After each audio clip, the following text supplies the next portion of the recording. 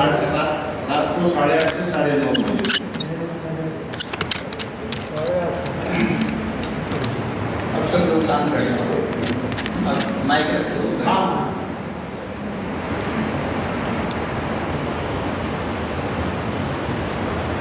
और प्रति अपने पास रख सकें जो ठीक रहेगा। समय सारणी प्रति अपने अपने पास रखें।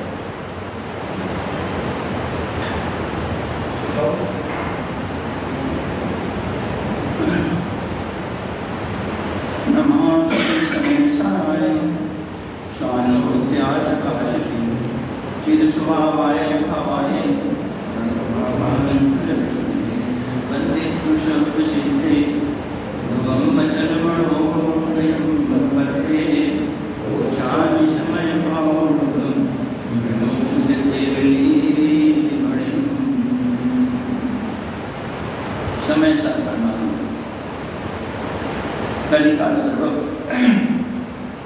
आचार्य भगवान कुंद कुंद देव द्वारा रचित परमात्माओं में भी अपना उत्कृष्ट महान अपने गायक भाव को दर्शाने वाला ऐसा एक समय सार जिसके जाने बिना ये जीव अनादिकाल से संसार में परिभ्रमण कर रहा है। अनादिकाल हो गया, चतुर्गति में भ्रमण करते हुए हम आप सब। क्यों? कि हमने अपने स्वरूप को नहीं जाना। क्यों भ्रमण किया हमने? एक अपने आप को नहीं जाना।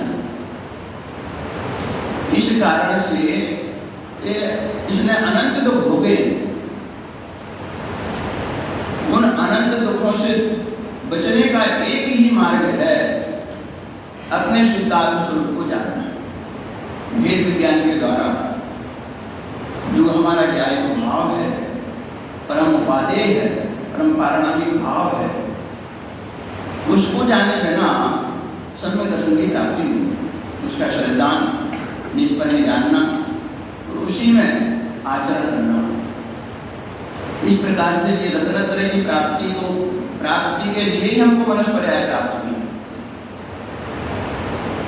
ये हमको विषय कषायों में रखने के लिए नहीं मिला ये जैन धर्म।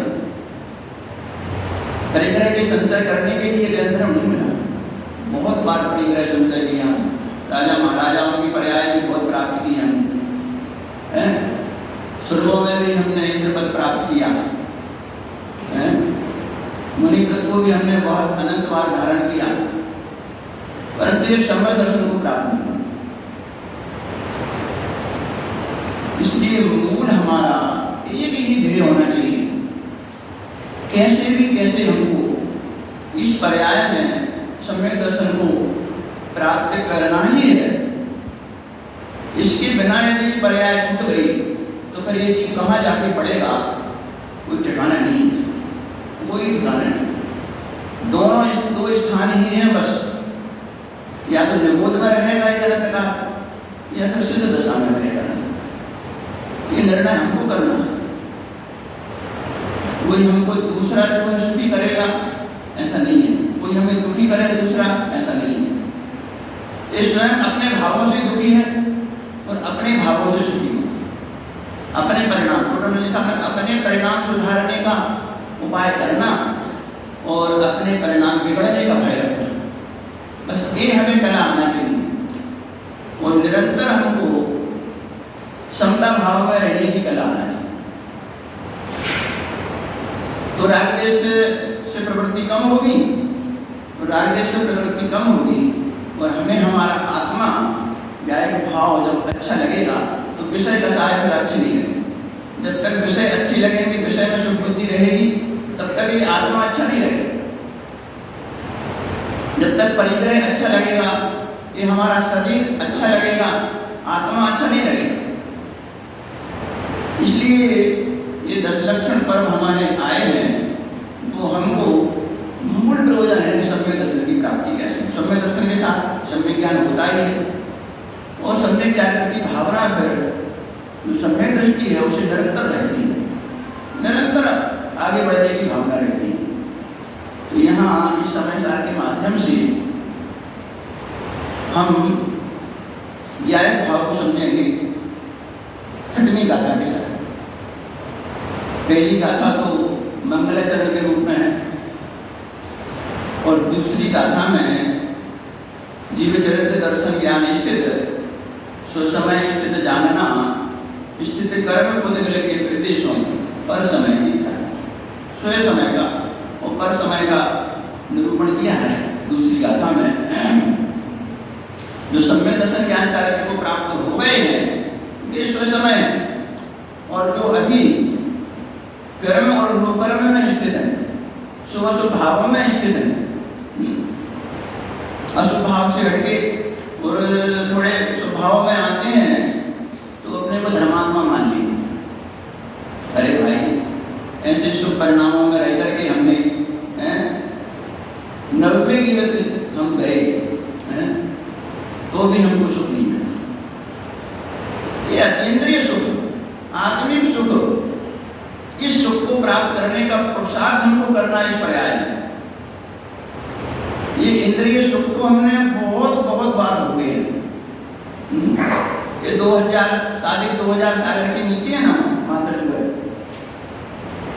निगोशिएट कर करके लीजिए, शादी 2000 सागर के लिए आता है तो उस पर्याय में, उसमें स्वर्गों में और नरक में निकल जाता है बहुत समय,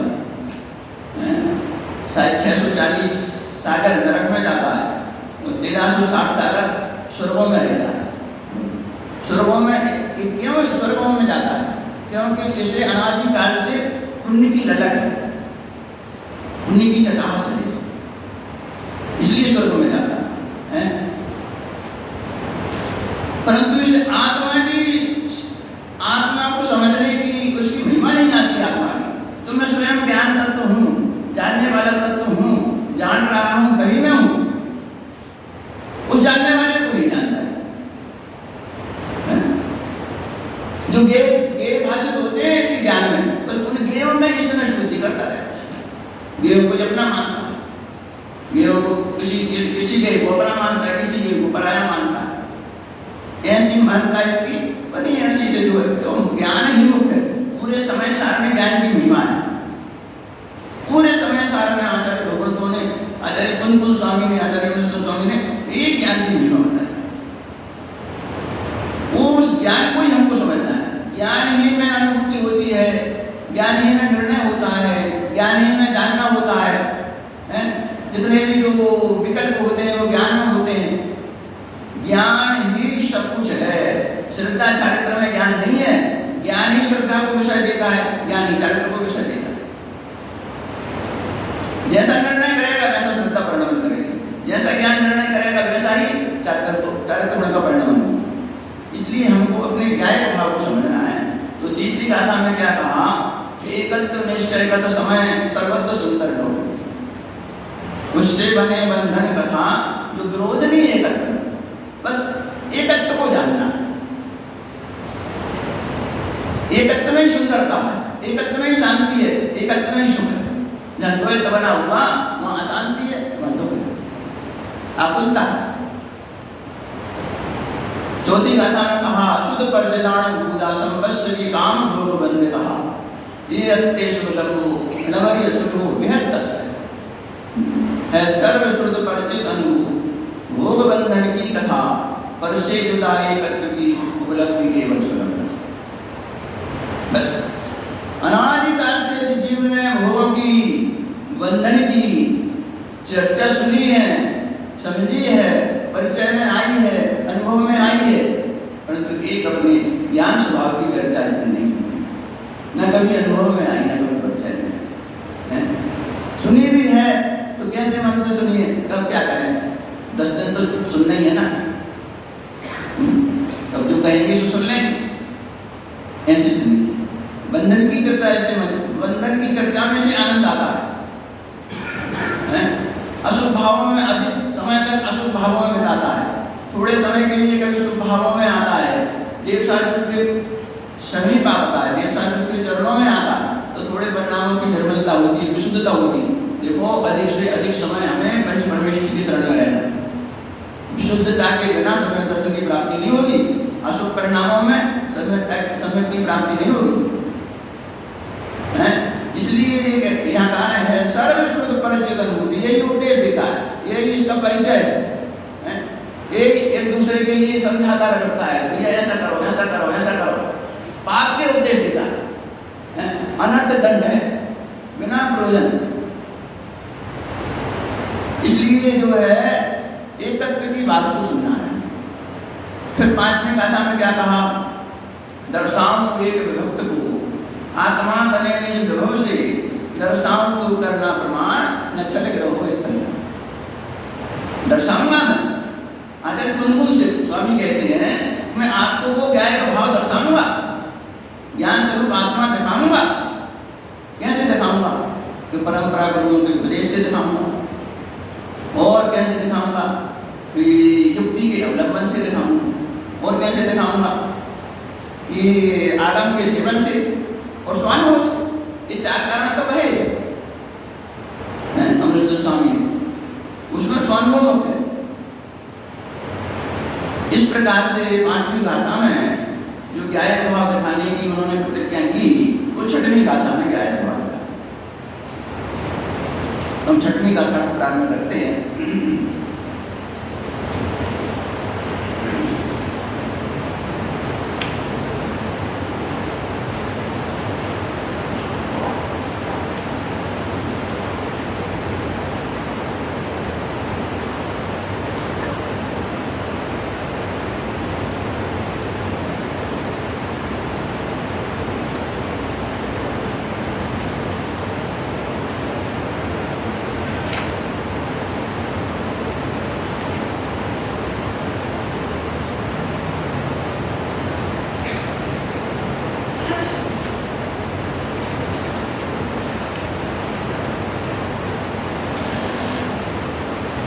छठवीं गाथा में आचार्य भगवान कुंदकुल स्वामी कहते हैं, प्रणविबोधि अपमत्तो प्रणपमत्तो जाणबोध जो भावो एवं गणन्ति शुद्धं प्राणो जो सोचरो जीवे।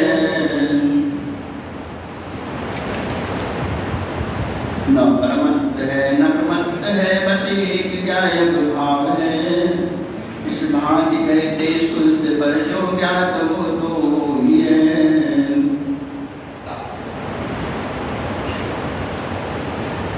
अर्थ है जो एक ज्ञाय का भाव है वह अप्रमत्त भी नहीं है और प्रमत्त भी नहीं है। इस प्रकार उसे शुद्ध कहते हैं। जो ज्ञाय के रूप से ज्ञात हुआ वह तो वही है, अन्य कोई नहीं है।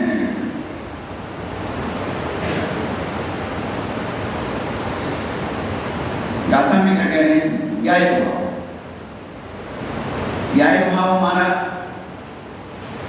कैसा है? किसी को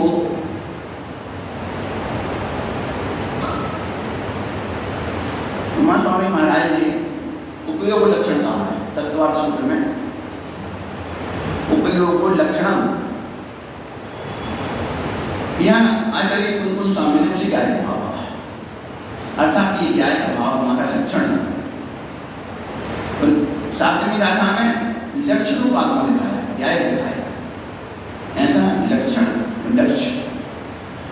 तो लक्षण क्यों, लक्षण को क्यों समझना कि लक्षण से ही लक्ष्य की प्राप्ति होती है। क्योंकि लक्षण व्यक्त होता है, प्रकट होता है, और लक्ष्य है वो अव्यक्त है। जैसे ज्ञान है, ज्ञान गुण है वो शक्ति रूप है, और जो लक्षण है वो व्यक्त है, शक्ति की व्यक्ति है। इसलिए जो हमारा ज्ञाय भाव लक्षण है वो लक्षण के द्वारा हमको अपने ज्ञान गुण की प्रतीति होती है और लक्ष्य की प्रतीति होती है। तो लक्षण जो है और लक्ष्य तादात्म्य है, एक में एक है। इसलिए यदि हमने लक्षण को जाना और लक्षण को प्राप्त करके लक्षण की अनुभूति की तो लक्ष्य की भी अनुभूति होती है।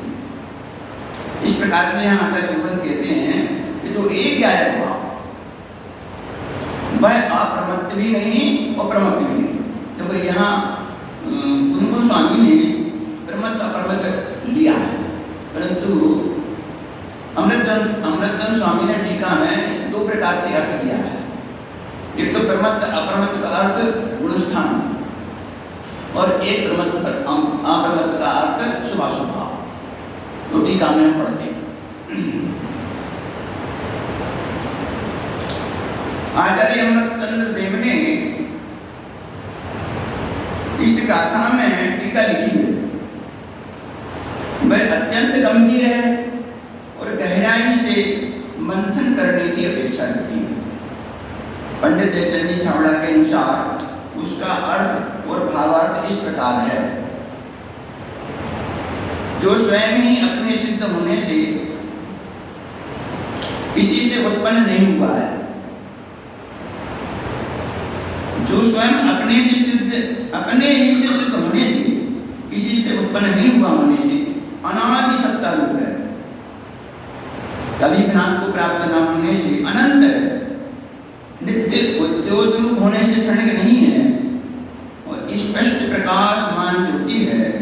ऐसा जो एक भाव है, ऐसा जो गायक एक भाव है, वह संसार की अवस्था में अनादि बंध पर्याय के निरूपणा से चीर डेरे की भांति उद्गल क्रमों के साथ एक रूप होने पर भी द्रव्य के स्वभाव की अपेक्षा से देखा जाए तो दुरंत कषाय चक्र के उदय की विचित्रता के वश से प्रवर्तमान पुण्य पाप को उत्पन्न करने वाले समस्त अनेक रूप शुभाशुभ भाव उनके स्वभाव रूप परिणमित नहीं होता, ज्ञायक भाव से दृढ़ भाव नहीं होता, इसलिए वह प्रमत्त भी नहीं है और अप्रमत्त नहीं है। वही समस्त अन्य द्रव्यों के भावों से भिन्न रूप से उपासित होता हुआ शुद्ध कह जाता है। क्या कह रहे हैं आचार्य अमृतचंद देव? कैसा है हमारा ज्ञायक भाव? अनादि से है, न कभी उत्पन्न हुआ है और न कभी उसका विनाश हुआ। ये पहला पॉइंट है। कैसा है? अनादि से सिद्ध है, अकृत्रिम है, किसी ने बनाया नहीं। जैसे अकृत्रिम प्रतिमाएं हैं, कहाँ है? पंचमेरु में है ना, नंदीश्वर द्वीप में है ना। कितनी प्रतिमाएं हैं अकृत्रिम? मध्यलोक में 458 प्रतिमाएं मध्यलोक में है। बुद्धलोक में कितनी है? 84,97,023 है। और अधोलोक में कितनी है? 7,72,000। ये सब अकृत्रिम है, अनादि से किसी ने बनाई है। ऐसा ही मेरा ज्ञायक भाव अनादि से शाश्वत है, अनादि अनंत तत्व है। इसको जानने से क्या हुआ कि मरण का भय नहीं है। सबसे बड़ा भय होता है मरण का। जब मैं अनादि अनंत शाश्वत अनादि से हूं और अनंत काल तक मेरा अस्तित्व है, ऐसा कह रहे हैं। स्वयं सिद्ध है, क्षण द्रव्य भी स्वयं सिद्ध है। ऐसा नहीं कि मेरा आत्मा ही स्वयं सिद्ध है, उद्गल भी स्वयं सिद्ध है, धर्म अधर्म आकाश काल स्वयं सिद्ध है। 6 द्रव्यों का समूह लोक है, और इस लोक में मुझे 6 द्रव्यों से भिन्न देखना है। इसे अपने स्वरूप को, अपने ज्ञान स्वभाव को 6 द्रव्यों से भिन्न देखना। ये तो हुआ स्वपर का भेद विज्ञान। पर से भिन्न जानना है ना अपने। फिर पर से भिन्न जानने के पश्चात दूसरा भेद विज्ञान क्या होगा कि स्वभाव का और विभाव का। ये विभाव परिणति, ये कर्म के साथ अनादिकाल से मेरे आत्मा में विभाव परिणति है, और स्वभाव परिणति भी है। इसके लिए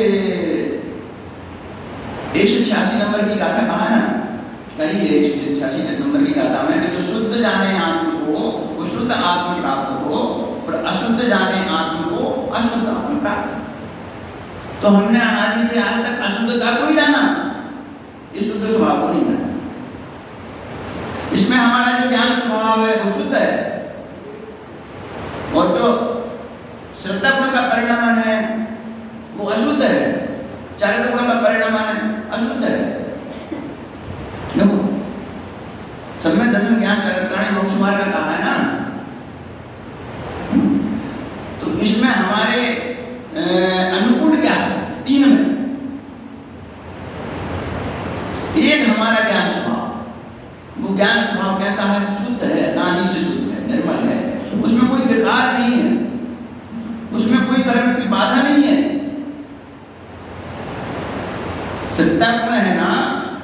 दर्शन मोह नहीं बाधक, मिथ्यात्म परिणता। और चारित्र गुण है ना, उसमें चारित्र मोह नहीं गुण बाधक है। चारित्र मोह नहीं गुण के उदय के कारण से वो चारित्र गुण राग द्वेष रूप परिणम रहा, परंतु ज्ञान में क्या बाधा है बताओ? किसी कर्म की बाधा है ज्ञान? एकमात्र ज्ञानावरणी कर्म का ही रोल है ज्ञान, ज्ञानावरणी का उदय और ज्ञानावरणी का क्षय। तो जो ज्ञानावरणी का उदय है वो हमारे लिए ना साधक है ना बाधक है। केवल ज्ञानावरण का उदय है, हमको आवश्यकता नहीं है केवल ज्ञान की, क्योंकि जब हम अपने ज्ञान स्वभाव को प्रकट है, ज्ञान स्वभाव व्यक्त है जो ज्ञान स्वभाव, उसकी महिमा आएगी तो केवल ज्ञान सहज आएगा। ऐसा जो है हमारा जो ज्ञान स्वभाव है उसमें ना तो दर्शनावरणी, उसमें ना तो दर्शन मोहिनी का कोई उदय है। देखो ये क्यों इसी ज्ञान को जो है अज्ञान कहते हैं? क्योंकि ये मिथ्यात्व के साथ रहता है। 85 की 40 नंबर की शायद 41 नंबर की गाथा में कहा है कि ये मिथ्या, इसको अज्ञान क्यों कहा है? क्योंकि ये मिथ्या ज्ञान के साथ है, मिथ्या दर्शन के साथ रहता है। और टोडरमल साहब ने भी जो चौथा अधिकार है उस चौथे अधिकार में जो मिथ्या दर्शन मिथ्या ज्ञान शास्त्र का निरूपण है ना, उसमें ये बात स्पष्ट की है कि जितना जो है ज्ञानावरणी का उदय है केवल ज्ञानावरण का उदय है, और मन पर ज्ञानावरण का उदय है, और अवधि ज्ञानावरण कर्म का उदय है ना। तो अवधि ज्ञानावरण कर्म जो है हमको आत्मा की अनुभूति प्राप्त कर सकता है, न मन पर ज्ञान हमें आत्मा की अनुभूति प्राप्त। अरे जो हमारे पास मतिस्मृत ज्ञान है ना वो पर्याप्त है, लेकिन हम उसे छेउसम से देखते हैं। जो हमारा पास जो ज्ञान व्यक्त ज्ञान है ना वो छेउसम नहीं है, छेउसम से नहीं है, स्वभाव से है। छेउसम तो कर्म का होता है, ज्ञान का छेउसम थोड़ी होता है। किसका होता है छेउसम? कर्म का होता है। तो कर्म हमको ज्ञान देता है क्या? ये तो मानता हमारी विपरीत है। अरे भाई छेउसम से ज्ञान नहीं होता, गेरों से ज्ञान नहीं होता है, शास्त्र से ज्ञान नहीं होता, प्रकाश से ज्ञान नहीं होता। ज्ञान तो मेरा स्वभाव व्यक्त है, कह रहे हैं ना आचार्य भगवान, नित्य उद्योत रूप है। दूसरी लाइन नित्य प्रकाशमान है। 73 नंबर की गाथा में कहा है नित्य उदय रूप है। 73 नंबर की गाथा में क्या कहा? नित्य उदय रूप है, ढका नहीं है, छिपा नहीं है, नित्य प्रकाशमान, धारावाह है, निरंतर जानना जानना जानना जानना जानना निरंतर चलता रहता है। इसमें भी हमको सामान्य विशेष देखना। जो धारावाही ज्ञान है वो धारावाही ज्ञान सामान्य है, और जो उसमें के प्रतिबिंबित तो होते हैं ना, बदलते रहते हैं उस ज्ञान में, उसका विशेष है, वो उत्पादय रूप है। और जो सामान्य ज्ञान है जो मात्र जानना मेरा काम, प्रति समय जानता है, निबोध में भी जानता है, बेहोशी में भी जानता है, सोते हुए भी जानता है। ऐसा नहीं है बस ज्ञान नहीं सोता है।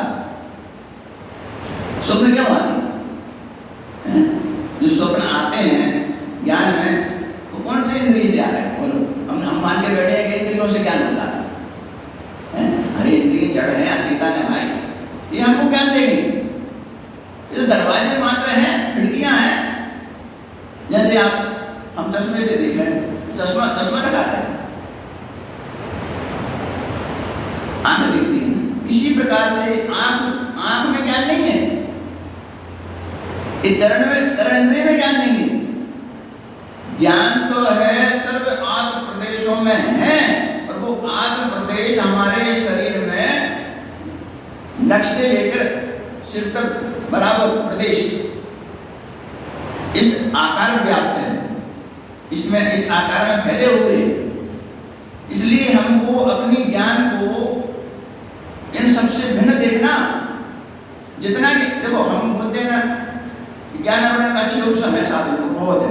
अरे ऐसा क्यों बोलते हो? ये निमित्त की अपेक्षा से कथन है, ये व्यवहार कथन है। स्वभाव की अपेक्षा से बोलो ना कि जितना ज्ञानावरण जितना ज्ञान प्रकट है उतना ज्ञानावरण का छेउसम, जितना ज्ञान व्यक्त है उतना ज्ञानावरण का छेउसम। तो उसमें ज्ञान की महिमा आती है। और जितने भी हम जो है भेद करते हैं ना ज्ञान के, स्वभाव नहीं दिखता। मध्य ज्ञान, श्रुत ज्ञान, अवधि ज्ञान, मन पर ज्ञान, केवल ज्ञान, ये सब भेद हैं, इस व्यवहार का कथन है, इसमें हमको स्वभाव नहीं दिखेगा। यदि स्वभाव को देखना है तो इन सबसे एक ज्ञान स्वभाव को देखो। बच्चों एक 2 से 4 नंबर की गाथा है समय सार में, मध्य श्रुत अवधि मन है केवल सभी एक ही पद जो है, वो ज्ञान पद परमार्थ है जो पाए जीव मुक्ति दे। एक ज्ञान है, उसमें मति मत देखो, श्रुत मत देखो, अवधि मत देखो, है ये उपाधियां हैं इस ज्ञान को प्राप्त करने।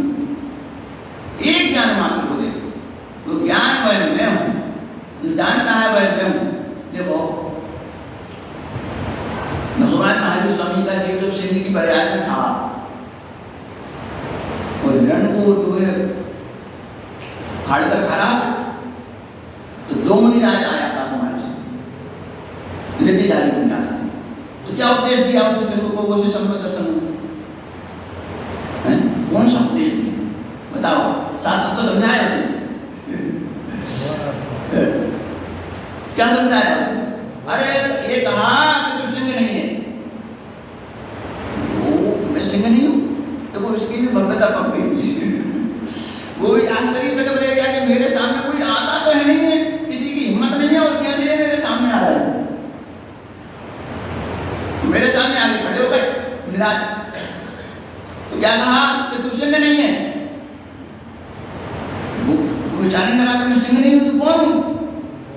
तो कहा तो जान रहा है वह तू है, बस जो जान रहा है वह तू है, इतना समझाया। बस इतने में उसे प्रतीति हो जाता है, तो इनकी निकट भव्यता पकड़ जाती है, ज्यादा समझाने की आवश्यकता नहीं होती। तो किसे समझना है कि जो जान रहा है वह मैं, जानता है वह मैं। एक ज्ञान धारा वहां है, निरंतर जानना जानना जानना जानना चलता रहता है।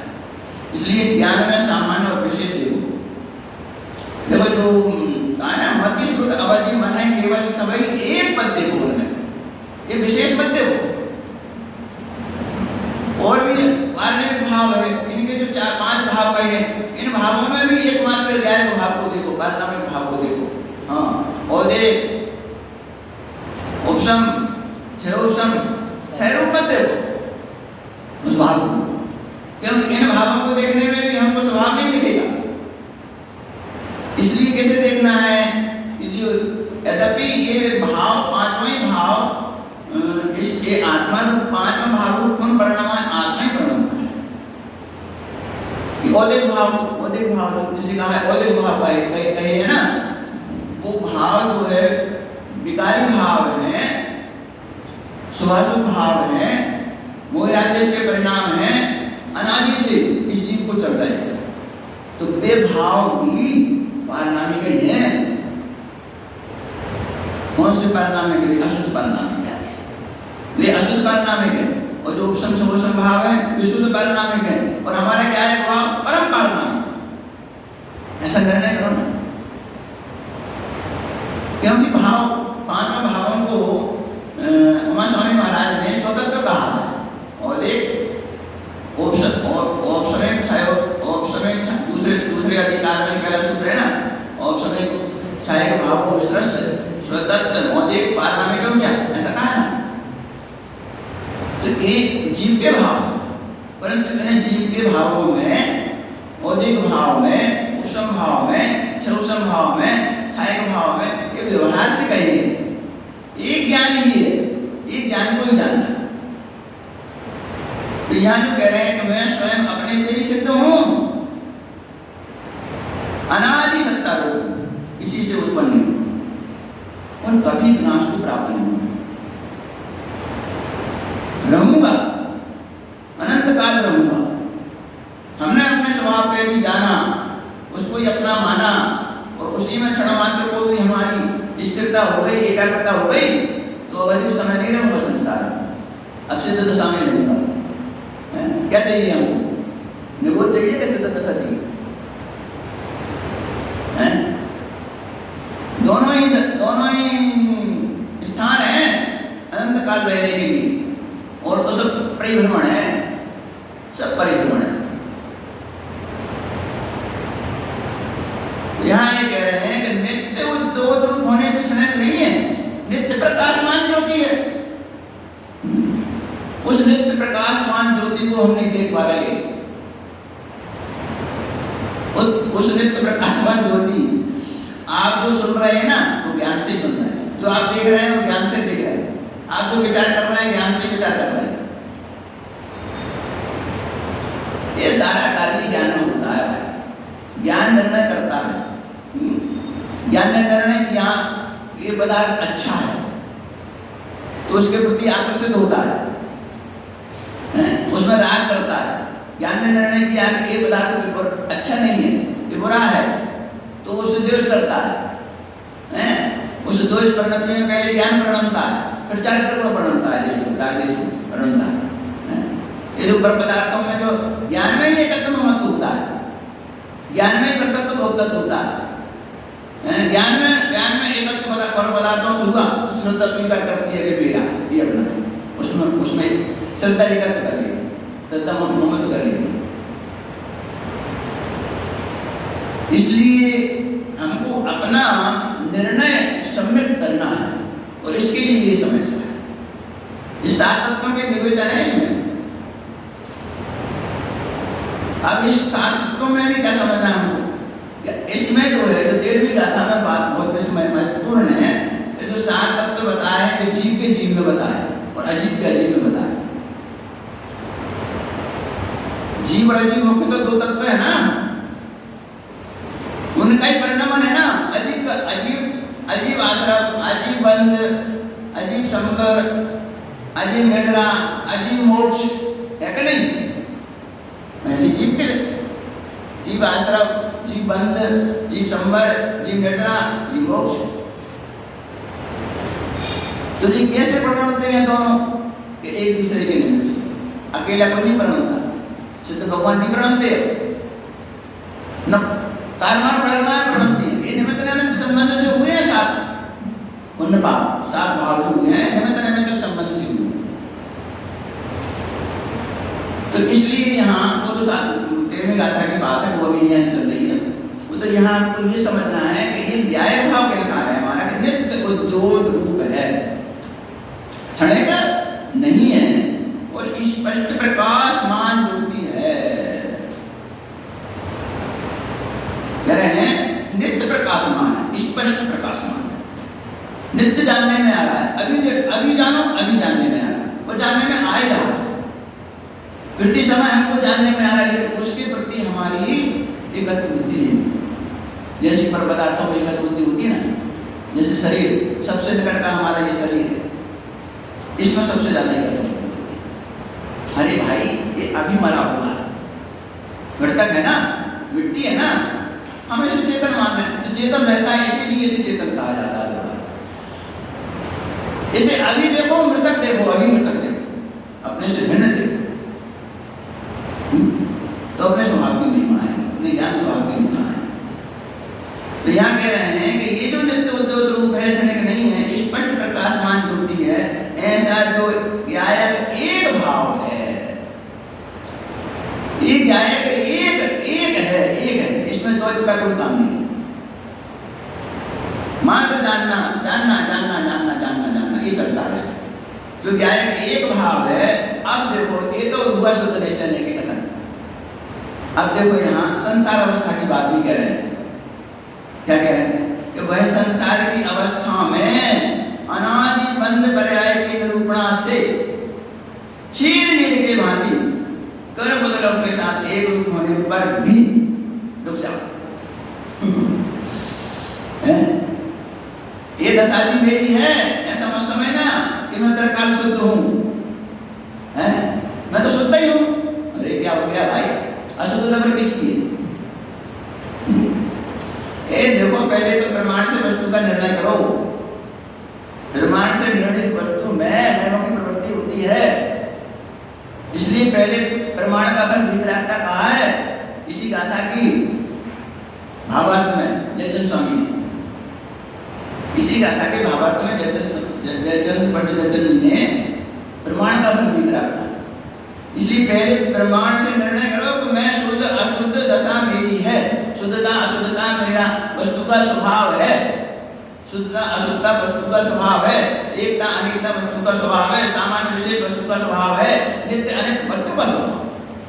ऐसा मत मानना कि बस एक को तो मान लिया हमने कि शुद्ध और दूसरे को मान लिया अशुद्ध, ऐसा नहीं। कहाँ है अशुद्ध का पर्याय? ऐसा नहीं है भाई, ये तो आपने विभाग कर दिया, जब पर्याय का विभाग कर दिया है?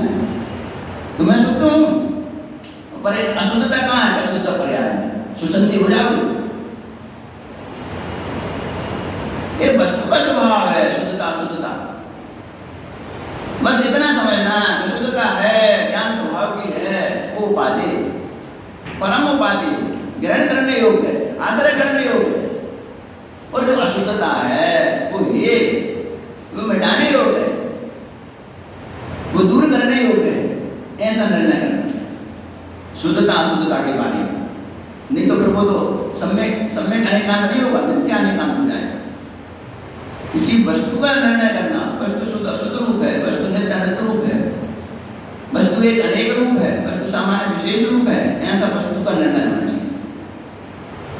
तो अब जो शुद्धता है वो मेरे ज्ञान स्वभाव की है, मेरे ज्ञान भाव की है, वो शुद्धता मेरे लिए परम उपाधि है, वो परम भाव है। मेरा ज्ञान स्वभाव परम पारमार्थिक भाव हो चाहे परम भाव हो, उस शुद्धता को, उस शुद्धता के बल पर ही ये मिथ्यात्व रूप जो है अशुद्धता है, शुद्धता गुण की, और रागद्वेष रूप अशुद्धता है जो चारित्र गुण की, ये दूर होती जाएगी, ये घटती जाएगी, मिटती जाएगी, और वीतरागता बढ़ती जाएगी, रागद्वेष प्रवृत्ति घटती जाएगी। सर्वप्रथम अनंतानुबंधी संबंधी रागद्वेष मिटेंगे, मिथ्यात्व के साथ मिटेंगे। मिथ्यात्व का अभाव होगा तो अनंतानुबंधी संबंधी रागद्वेष दूर हो जाएंगे। फिर क्रम से जब सम्यक दर्शन को प्राप्त होता है तो अवश्य ही इसकी भावना ऊपर बढ़ने की होगी। जैसे जैसे अब जो है ये विशुद्धि को प्राप्त होता जाएगा, व्रतों को अंगीकार करेगा, अणुव्रतों को अंगीकार करेगा, दो चौपड़ी कसाय का अभाव हो जाएगा, विशुद्धता और बढ़ जाएगी। और जब इसकी भावना प्रबल होगी, मुनि धर्म को अंगीकार करेगा, 28 मूलों का निर्विचार पालन होगा तो विशुद्धता और बढ़ जाएगी, तीन चौपड़ी कसाय का अभाव हो जाएगा, शुद्धोपयोग जैसा बढ़ेगा। इस प्रकार से मोक्ष मार्ग में बढ़ना है, और मोक्ष मार्ग में बढ़ने के लिए सर्वप्रथम हमको अपने ज्ञान स्वभाव को स्वीकार करना है, अपने ज्ञान भाव को स्वीकार करना है कि यही मैं हूँ, यही मेरा, इसी का मैं करता हूँ, इसी का मैं भोगता हूँ, और परद्रव्य का करता नहीं हूँ, परद्रव्य का भोगता नहीं हूँ। परद्रव्यों में एकत्व महत्व को तोड़ना है, हटाना है। इस प्रकार में कह रहे हैं कि यह संसार अवस्था में किसकी बात चल रही है? किसकी बात चल रही है? अरे हमारी बात चल रही है। ये आचार्य भगवंत हमसे कह रहे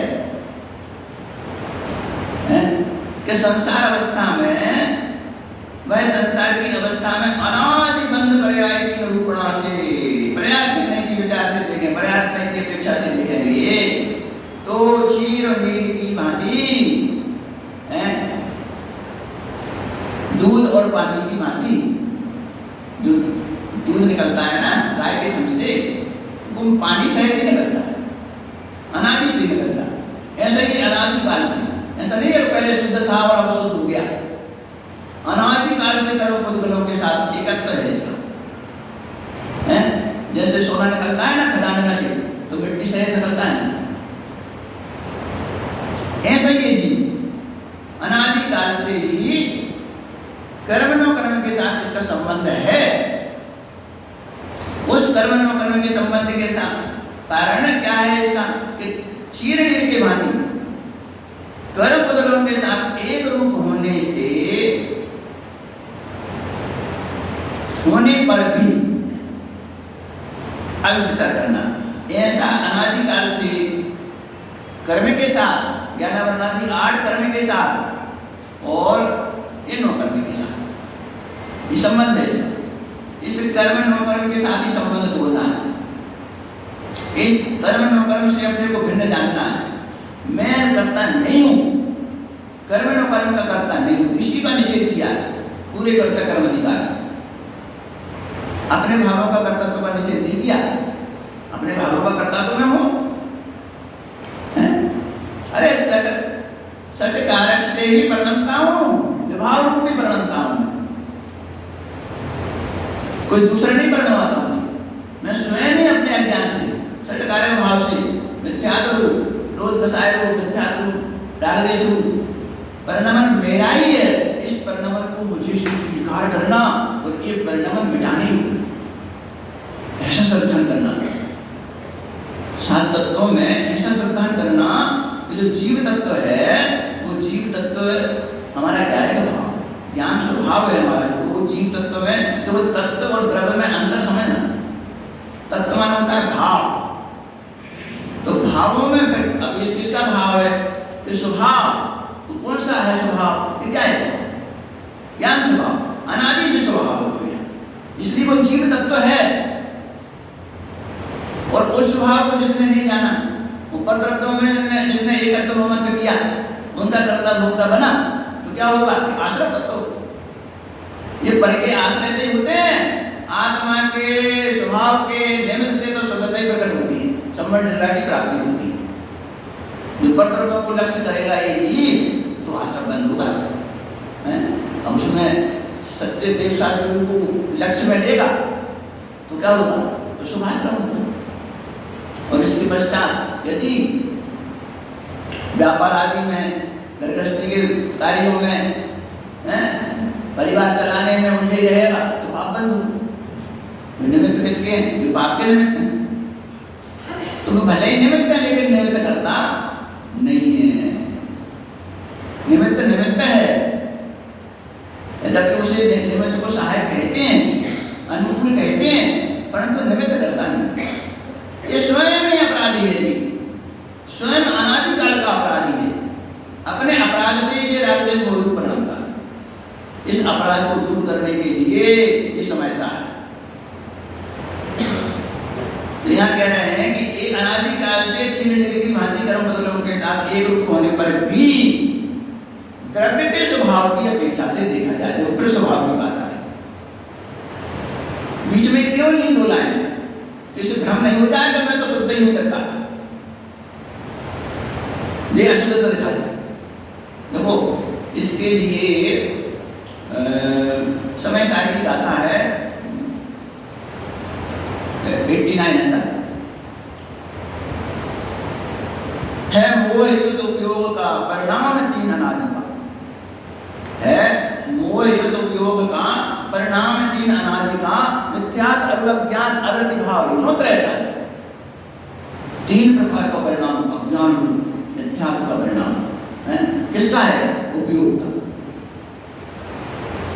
उपयोग का परिणाम किसके कारण है? मोह से युक्त है जीवन। अनादिकाल से इसने मोह रूपी मदरा को पी रखा। मोह महामद पियो अनादि, कहाँ है? छठा भूल आपको भ्रमत माती, अपने को भूला हुआ है। ये सबसे बड़ा अपराध है इस जीव का। सबसे बड़ा अपराध है इस जीव का कि अपने स्वभाव को भूला। कहीं किसी से हमें कुछ सुख की प्राप्ति करने के लिए किसी से भिक्षा नहीं मांगना, अपने स्वभाव को जानना है। स्वभाव को जानोगे तो सुख का मार्ग प्रशस्त हो जाएगा।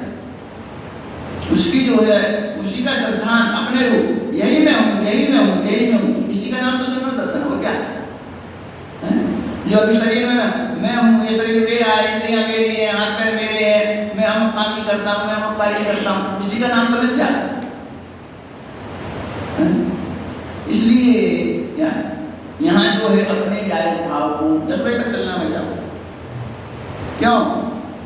कहाँ देख रहे आप? 10 बजे तक चलना है। 10 बजे तक चलेगी क्लास, 10 बजे तक चलेगी। हाँ, 10 मिनट हो रहे हैं, चलेगी ना?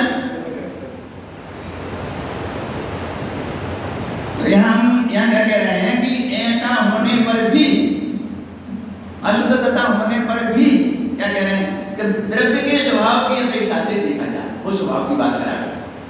द्रव्य के स्वभाव की अपेक्षा से देखा जाए तो तुरंत कषाय चक्र के उदय की, अर्थात कषाय समूह के उदय अपार उदयों की विचित्रता के वश से प्रवर्तमान पुण्य पाप को उत्पन्न करने वाले समस्त अनेक शुभाशुभ भाव उनके स्वभाव को परिणमित नहीं होता। कौन ज्ञाय भाव, क्या कहा, ज्ञाय का भाव शुभाशुभ रूप परिणमित नहीं होता। ज्ञाय का भाव यद्यपि इस तरह से बुद्धि तो ज्ञान में होती है ना पर पदार्थों के प्रति कि ये अच्छा है ये बुरा है, फिर भी ये अपना ज्ञाय का भाव इस विषय को कौन स्वीकार करता है, चारित्र गुण स्वीकार कर लेता।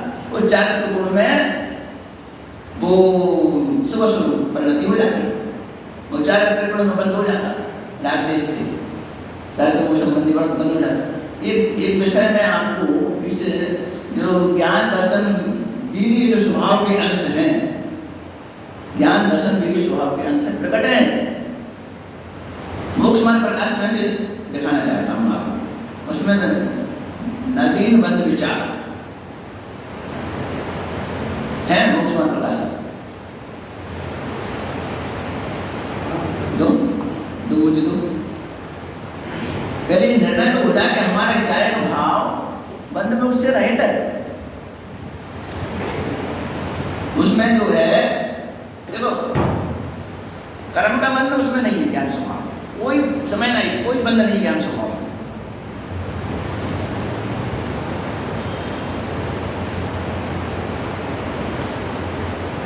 और कोई लेना चाहो तो ले लो, सामने रख लो। मोक्षमान प्रकाश अच्छा विषय है, समय नहीं हो गया। मोक्षमान प्रकाश इसी में संतोष को लेकर पृष्ठ नंबर है 26 पृष्ठ पर है नवीन बंद विचार। बहुत महत्वपूर्ण विषय है, हमने कई बार पढ़ा होगा इस विषय को।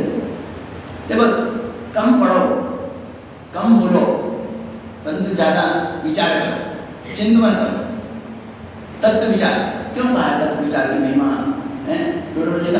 तत्व विचार, शोषम लब्धि तत्व विचार, विशुद्धि लब्धि तत्व विचार, देशम लब्धि तत्व विचार, प्रायोग लब्धि तत्व विचार, करण लब्धि तत्व विचार। मेरी बात, ये तत्व विचार के काल में 5 लब्धियां हो जाती हैं। हाँ, अभी आत्मानुभूति नहीं हुई, लेकिन इसमें इतनी विशुद्धता बढ़ती जाती है कि 70 कोड़ा कोड़ी सागर का जो दर्शन मोहिनी बैठा है हमारी सत्ता में, वो अंतर कोड़ा कोड़ी सागर का रह जाता। चारित्र मोहिनी जो 40 कोड़ा कोड़ी की जिसकी स्थिति बनी है, वो अंतर कोड़ी सागर है। इन बिना सम्यक दर्शन के कार्य होता है विशुद्धि में, परिणामों की विशुद्धि में। तत्व निर्णय रूप देखो, तत्व निर्णय रूप परिणामों की विशुद्धि है, उस विशुद्धि से ही कर्म थर कांपते। आप लाखों कितनी बार कितनी आप पूजाएं करो, कितनी आप जो तीर्थ यात्रा करो, कितने व्रत संयम उपवास करो, तत्व विचार के अभाव में जो मिथ्यात्व है पकड़ के बैठा है। जो शुक्ल लेस्या के परिणाम भी इस जीव के हुए, शुक्ल लेस्या के परिणाम, शुक्ल ध्यान की बात नहीं, शुक्ल लेस्या के परिणाम हुए इस जीव को मिथ्यात्व के साथ, और मिथ्यात्व शत्रु बैठा है। कषायों की इतनी मंदता, तो कह रहे मंदता में धर्म नहीं है, कषाय के अभाव में धर्म है।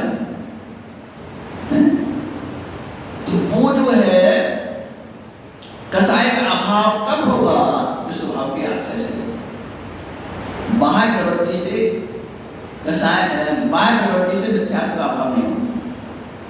कितनी भी अपन बाह्य प्रवृत्ति करें, पुण्य का बल होगा, वो शुभ प्रवृत्ति का निषेध नहीं है। पाप भाव में रहने की अपेक्षा से शुभ भावों को भला कहा है। शुभ भाव में रहना, पंच परमेष्टि की शरण में रहना, उनकी भक्ति पूजन करना, इसका निषेध नहीं है, परंतु इन भावों से ही मुझे को जो है आत्मा की अनुभूति प्राप्त हो जाएगी, ये कार्य नहीं। तो देखो क्या कह रहा है, उतना समय है अपन इसको लेके, फिर नवीन बंद विचार में तो वहां नवीन बंद कैसे होता है सो कर दे। जैसे सूर्य का प्रकाश है सो मेघ पटल से जितना व्यक्त नहीं है उतने का तो उस काल में अभाव।